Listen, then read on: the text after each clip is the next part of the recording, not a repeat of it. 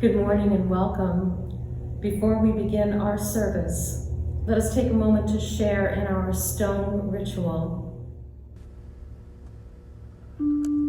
I place a stone for our joys.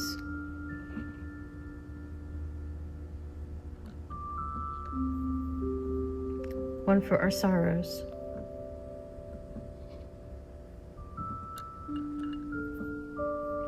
And one for our intentions for the coming week.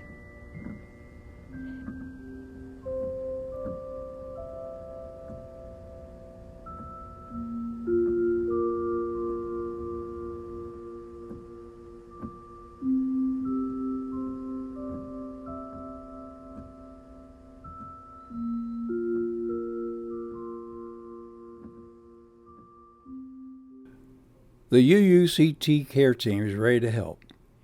They can be contacted by email at care@uutampa.org or by calling 813-466-8292. And now to our service.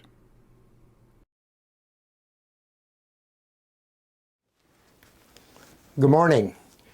My name is Ron Phillips, and I welcome you to the Unitarian Universalist Church of Tampa. Our service today is a recorded sermon of the Reverend Doak Mansfield. Doak was our interim minister here at the Unitarian Universalist Church of Tampa for 2 years, several years ago. And I had the privilege of meeting Doak and his late wife, Peggy, when I was a member of the Unitarian Universalist congregation of Tupelo, Mississippi. Peggy and Doak were so loved at the Tupelo church.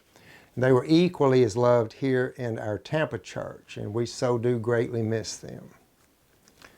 Doak's laid back, Southern style, sometimes might lead people to think that he was a pretty shallow person. Trust me, you would miss the fact that he was a real deep-thinking, philosophical, and a very scholarly person. History out the yin-yang. And he authored more than one book. I hope you enjoy our service today.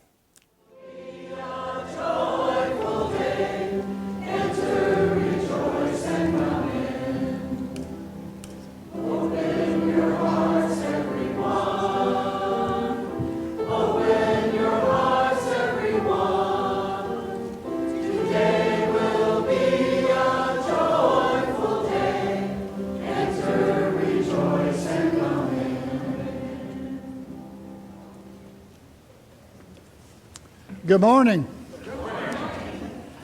I'm Doak Mansfield, the interim minister at the Unitarian Universalist Church of Tampa. Welcome to this place. We're entering our 60th year as an open door, as a truth-seeking people, as a community dedicated to love and affection as our way in faith. Let no one be a stranger here.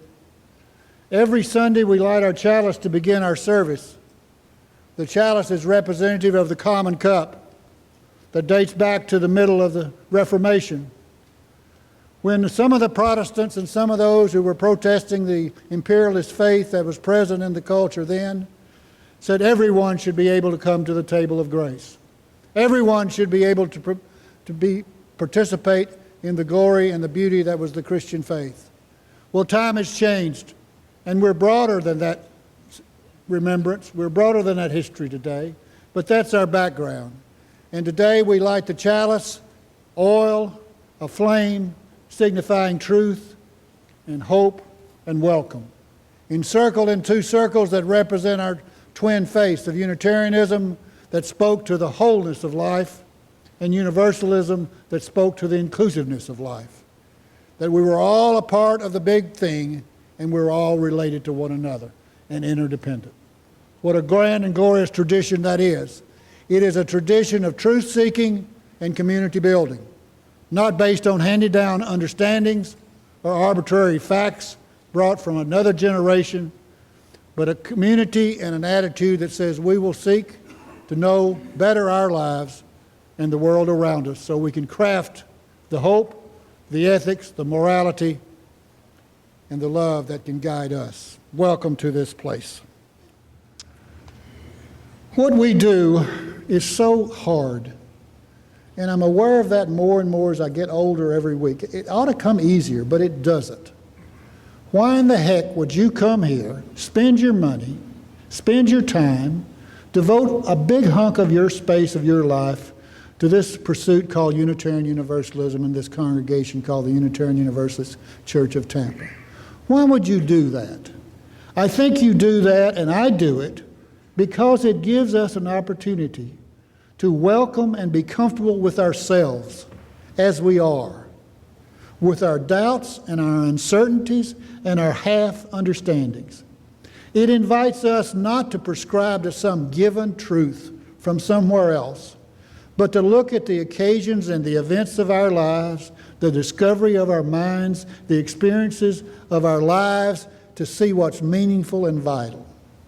We don't speak of some God in the heaven going to protect us, or some Savior to save us from ourselves. We speak to an idea and ideals that touch us where we are, that love can renew and save, that sharing and compassion is the way in life. Or there was a black family in Baton Rouge, June 18th, 2010, whose baby daughter, 32 years old, did not come out of her surgery for a tumor on her thyroid. And they had a family conference, and they decided that they would donate her body to those folks who needed transplants. And I stand in front of you this morning with her heart in my chest. Now that's what life is about. That is a dramatic demonstration of what it means to be brothers and sisters in a human family that cares for one another, without excuses, without explanations. If you need me, I am there. Unitarian Universalism says we have minds, we have experiences. Let's trust ourselves and our companions to craft understandings that can bless us and lift us and get us through this adventure called life. Without rescue, without denial, but to face the toughness and the meanness of life and bless one another in the process. So we are here for a purpose. We're here to celebrate our ideals. If you look on the back of your order of service, you will see 7 principles. Those principles summarize how we see the world and what's of value to us. We hope you'll subscribe to them and apply them to your life. I don't speak theology up here. I don't talk about gods in the sky or in our midst. I speak of love that redeems and lifts and blesses. And if we don't need that in this world, then I'm missing the story.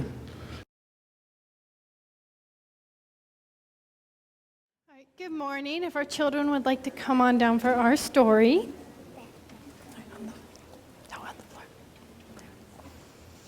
All right. So this morning's story involves mud. Do you guys like mud? No? Some of you do. Oh. All right. So over 200 years ago, in a small house in a small town in the state of New Hampshire, there lived a small boy. His name was Hosea Ballou. And Hosea loved to learn and do new things, and he was always asking questions about what and why and how. And just like all the other children, Hosea liked to play. And he liked to play hide and seek and tag with his 9 older brothers and sisters. However, his most favorite thing to do was to play in the mud. And there really wasn't anything he didn't like about mud, and every chance he got, he played in and with mud. Now, you can imagine that not everybody in his family liked the mud quite as much as Hosea did, and his mother had died when he was not quite 2, so his older sisters took care of him. And his sister, who did the laundry, didn't really like having to scrub all the mud off of Hosea's clothes.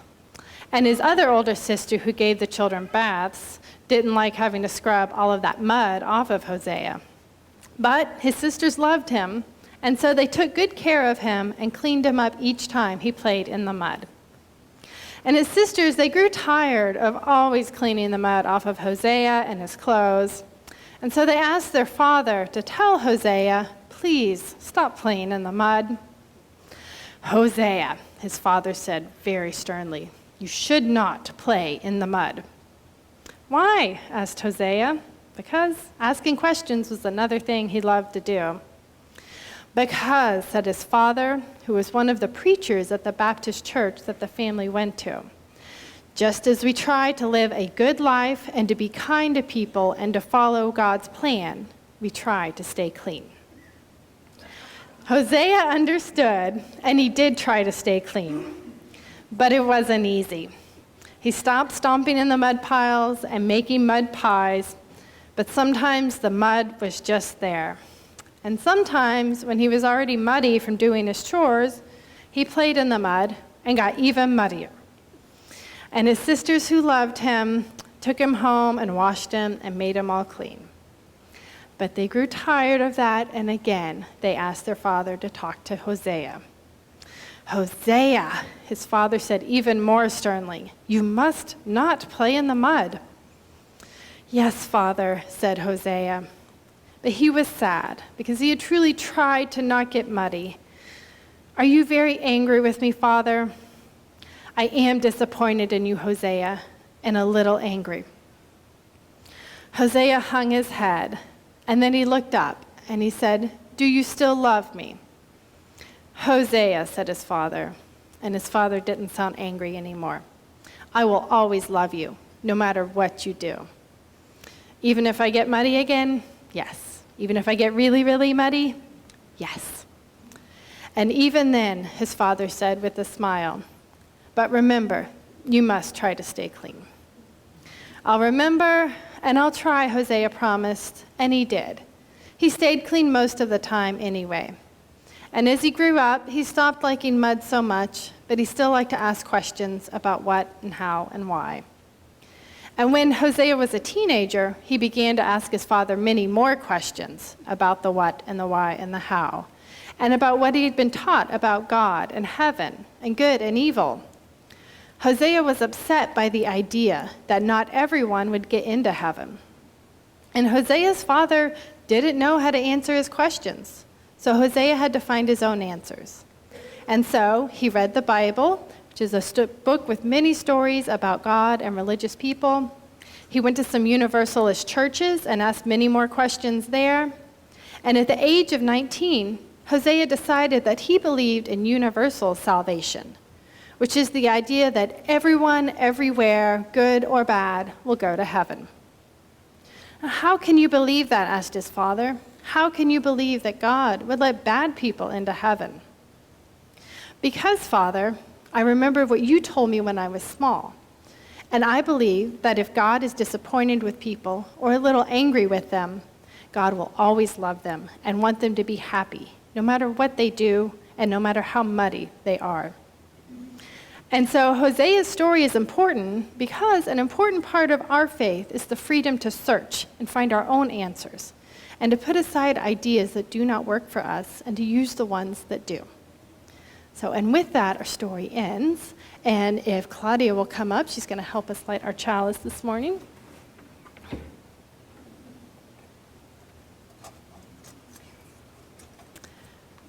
And from generation to generation, we light this flame of religious freedom.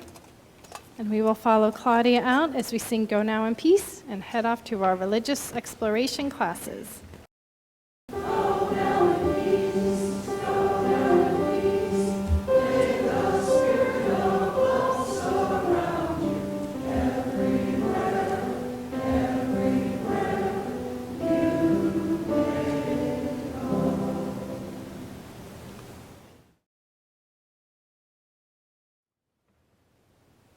For all that we ourselves do not affect, for all the gifts that come to us, I'm reminded that we are just sort of a fluke. Think about it. We're here, each of us, in our own lifespan, but we had nothing to do with our conception or our birth except be there. We move through our lives learning and adapting, responding to stimuli outside of ourselves that connect with some kind of interwiring and capacities that help us adapt. We learn language skills, We learn attention skills. We learn to listen. We learn the ways of the world that's immediately around us. And we adapt pretty well. And we move along in that track till we develop an ability to be at ease at life, mostly. To be at home in our living. We attract friends, we express love, we create children, we monitor, we mentor folks, we become friends. All of that is a part of our living. All of a part of the magic that we are.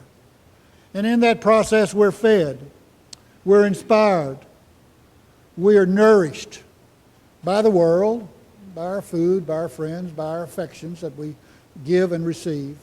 But we're also inspired by some inner existence, some self-understanding, some awarenesses.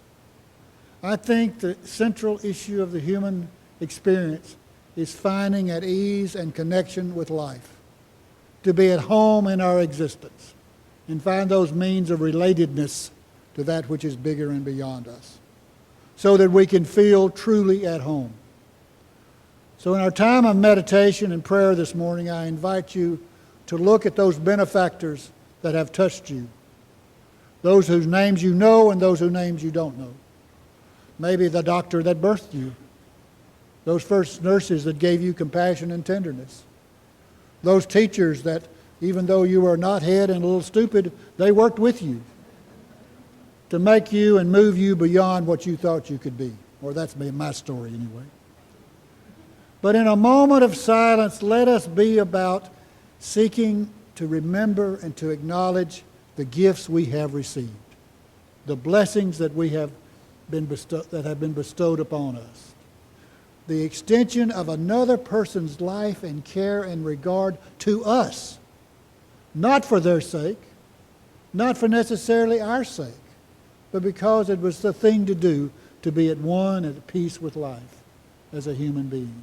Because what we have to give one another is ourselves and the good gifts that we bring to existence. So in a time of silence, be at home with yourself. Breathe in, breathe out deeply. And remember and maybe acknowledge those lives that have touched you and that have blessed you. Remember in gratitude and in thankfulness. Not so much to be dependent, not so much to be manipulative, but also to know that in acknowledging it, they've gifted us with the potential for us to do the same thing in our being and our becoming. So in a time of silence, let us be together in prayer and meditation for the wonder of gifts and blessings.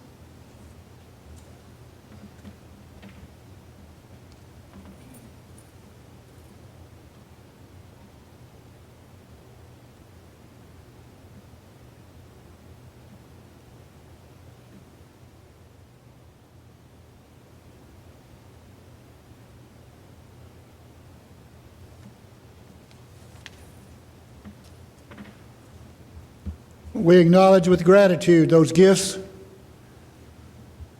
those emotions, the love, the encouragement that have been gifted to us. We would also lift up in fairness a remembrance and an awareness of those hurts, those wounds we carry, those times of abuse, of those folks out of their own fear or misunderstanding or meanness have hurt us. May we find the courage and vision and compassion to forgive them and let them go, to put them away from our being and our becoming, to let go of that influence that still scars us, to drop it as we move on in our living and our becoming. May we have learned the lessons of carrying those wounds. May they teach us that we do not have to be hurtful, that we do not have to be fearful, that we do not have to be resentful, that we do not have to be envious, that we can be kind and caring and compassionate. For in the world of hurt and separateness and brokenness, acts of love are what's valued and what redeems. The wonder of life is ours to witness, ours to experience, ours to appreciate. Let us our eyes be open, our hands open, and our hearts open as we embrace all that wonder, day in and day out, close at hand and to the ends of the universe. May it be so. Amen.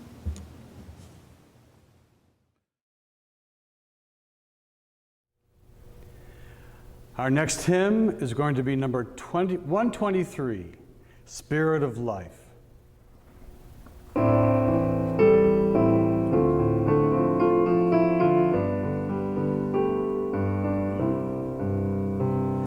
Spirit of life, come unto me. Sing in my heart all the stirrings of compassion.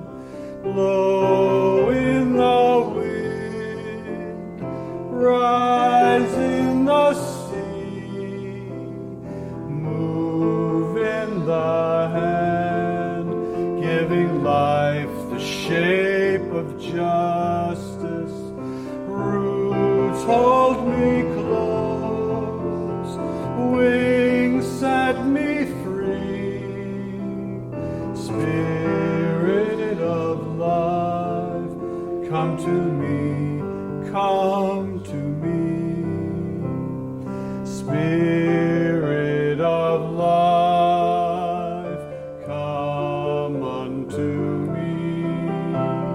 Sing in my heart all the stirrings of compassion. Blow in the wind, rise in the sea, move in the hand, giving life the shape of justice. Roots hold me close, wings set me free. Spirit of life, come to me, come to me.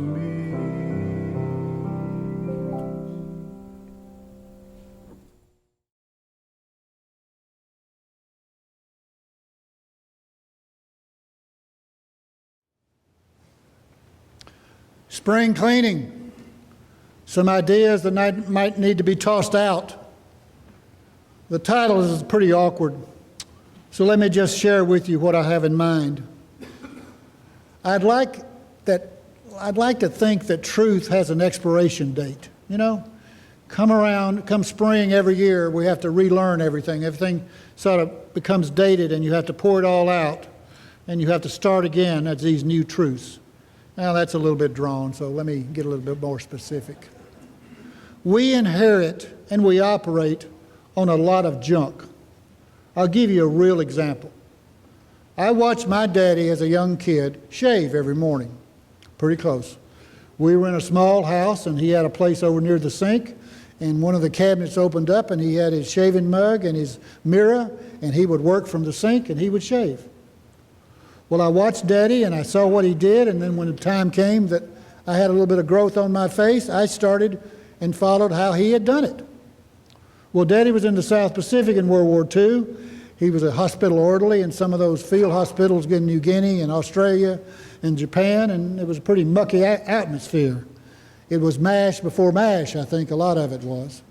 Well, he was a low man on the totem pole, so he did bedpans and dressings and all that goes with malaria and wounds and all that aftermath of the move through the Pacific of MacArthur's armies.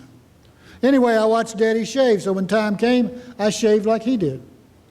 And I went through the process. It was only after I was in my 30s that I learned that you should use hot water. Now, that's the literal truth. Because Daddy did, I guess, what was called, field shaving. He'd gotten used to that in World War II because he was just 18 and his beard didn't come in, and all he had to do was operate from what was existing. So my poor chin and throat and cheeks suffered under my my cold razor trying to get my whiskers off. That's why I have a beard today. No. Now see, that was a wrong-headed idea, but it was one that was shared with me, and it became an operating principle for a good portion of my life. Ideas need to be re-examined. Ideas need to be tested. Look at what science has taught us. Look at what medicine has taught us. 200 years ago, the advances of what we have today were only fiction, only ravings of lunatics, what we do today. Before James A. Garfield, one of the better men to serve in the White House, had tremendous potential.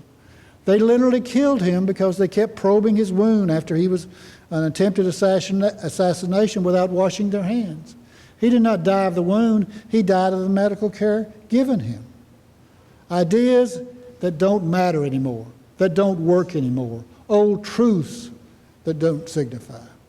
Well, the truth I want to share with you for a couple of minutes is this truth, that we need to examine, and we need to remodify, and we need to change. The idea of power over. People go to church, people go to college, people learn and train and learn skills in an effort to overcome something, to learn a trade, to have power over it by the influence of intelligence, skills, rules, no matter what it might be. Unitarian Universalist ministers go to seminary. They work in hospitals.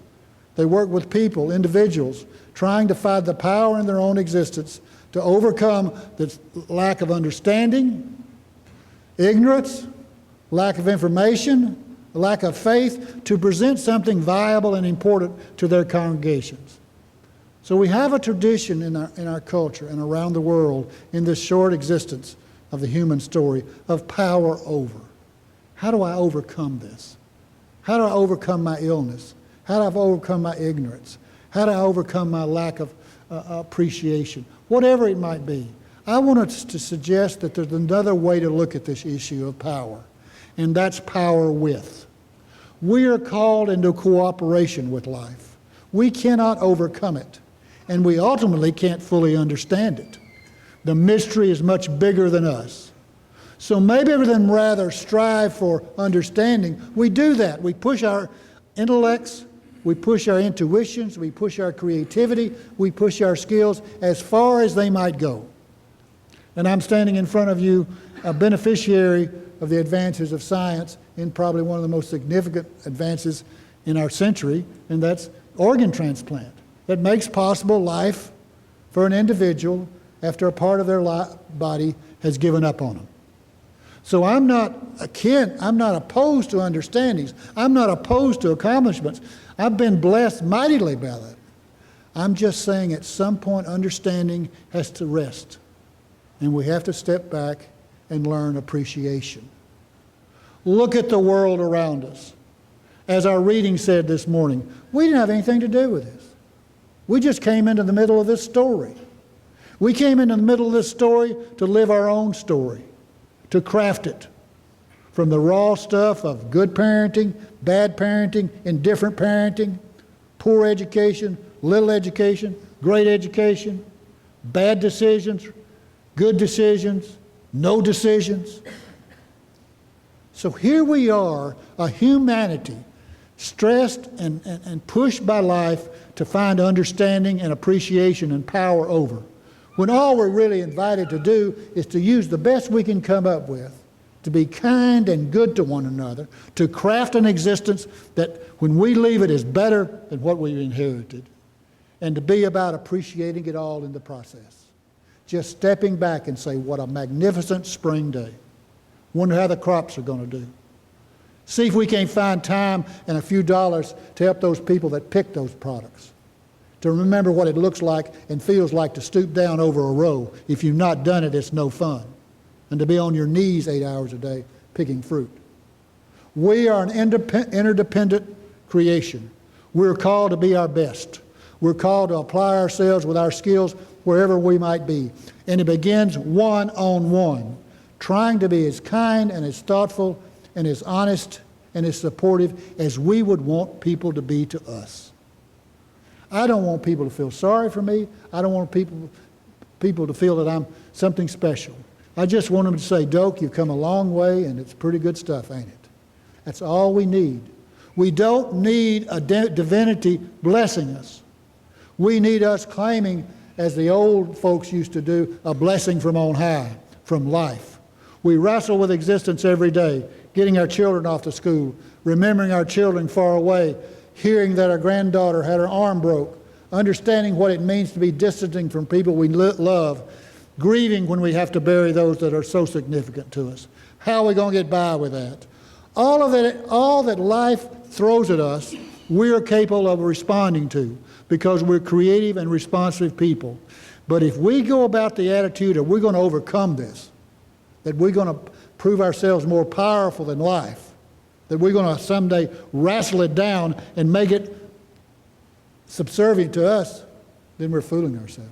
But if we can learn the dance, if we can hear the beat, if we can understand the rhythms, and we can see in our patience and our acceptance the wonder all around us, and acknowledge when we see a hurting brother and sister, maybe put our arms around them or at least hold their hand and say, don't have to say anything.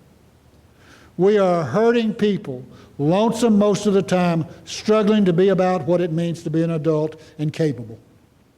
And we go to delusions and ideas and quick fixes of, well, if you just think this, if you just believe this, if you just do this, if you just eat this, you're going to overcome it. Back up. Stand back. Feel the breath in your chest. Feel the seat under your butt. And know that life is real and you are a part of it. That's a special, special thing. So if you need fairy tales, if you need mythology, if you need stories of demons and gods, you go right ahead. Have some fun. But when it comes down to it and you're looking at the doctor and the doctor says you've got 5 years or a new heart, you just ought to go, okay, whatever you say, doc. And then you go with the flow and you be what, and you listen and you be what you need to be. And the story might not end well. It might not end well. I'm sure there are 10 other specimens that Dr. Ventura has dealt with that came in with similar conditions as mine that didn't make it 5 years, much less 2 years. So let's not fool ourselves. We're not going to overpower life. The best we can do is be a part of it, to be genuine, to be kind, to be loving, to be aware, and to shake our heads and get mad when there's injustice, and find ways to lean into communities and movements that bring about greater justice. We got to get over and throw out, it's time to toss out the idea of violence. It's time to toss out the idea of special people over other people. There are a lot of ideas in our culture, capitalism as it's formulated. Lots of things need to be reworked. And we in our creativity, and we in our faith, and we in our courage have that opportunity to work on that. Life offers us a lot of opportunities. Opportunities close at hand, opportunities for joy and laughter, for pretty music and wonderful smiles. It's a blessed thing. It's a blessed thing.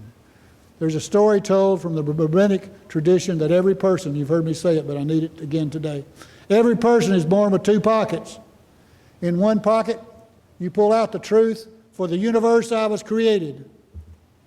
No, that's not right. You pull in the pocket. For me, for me the universe was created. And you pull out your other pocket, I am dust and ashes. We live in that tension, and we live in that tension. And the operative word is, we live.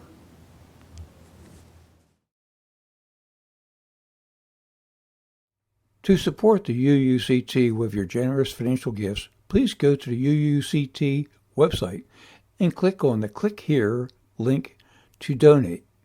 It will take you to our donation page, and you can securely make your donation to the church. Thank you. And now, everybody, we're going to sing number 128 in our hymnals, For All That Is Our Life.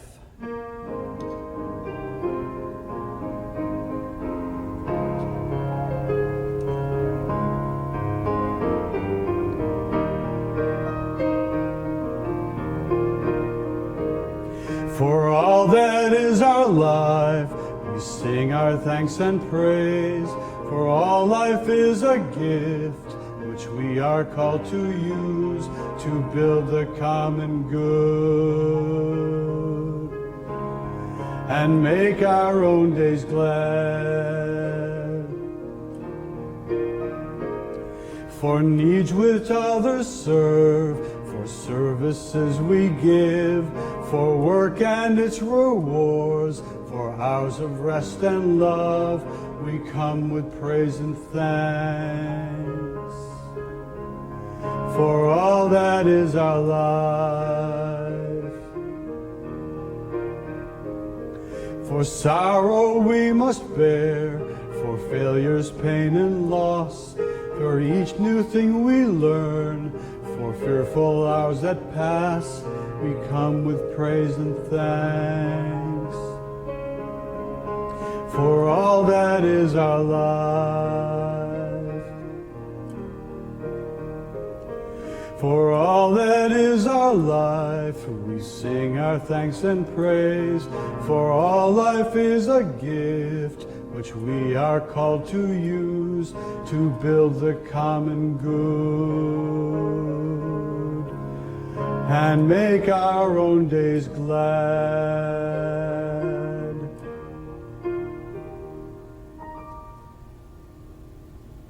Be good to yourselves. Remember all the opportunities are there. And let the junk go. Don't carry the junk no more. It's not necessary, nor is it nutritious. That's not bad. I remember that one. It just ain't nutritious. That's what. Be good to one another.